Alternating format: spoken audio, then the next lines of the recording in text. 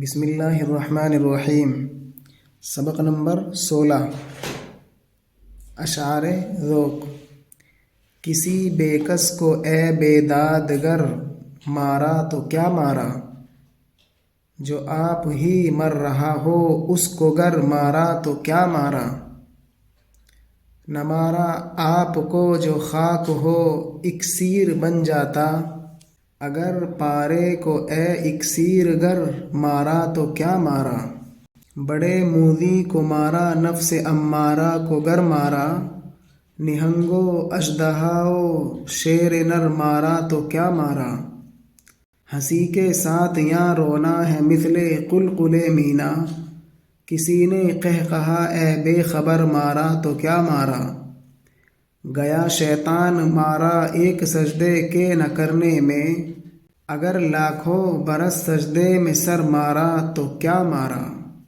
بے کس بے یار و مددگار، بے بس غریب، بے دادگر ظالم، بے انصاف۔ اکسیر یہ ایک خاص قسم کی راکھ ہے جسے کیمیا گر سستی دھاتوں کو سونا بنانے کے لیے استعمال کرتے تھے۔ شاعری میں اکسیر عشق میں فنا ہونے والے کی خاک کی علامت ہے، کیونکہ ایسا شخص ہر دل پر اثر ڈالتا ہے۔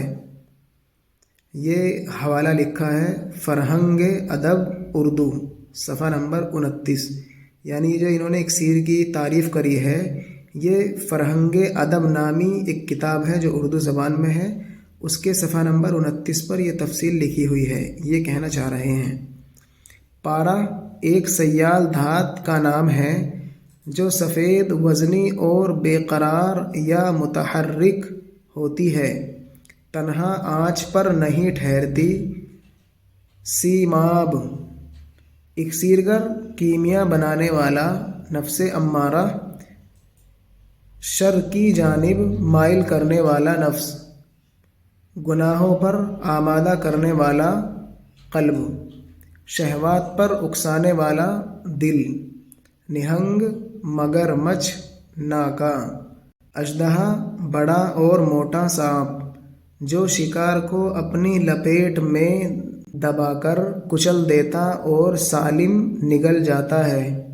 قلقل مینا بوتل یا صراحی میں سے شراب کے نکلنے کی آواز۔ شعر ساقی صدائے قلقل مینا کا وقت ہے، اٹھا ہے ابر باغ میں کس زور شور کا۔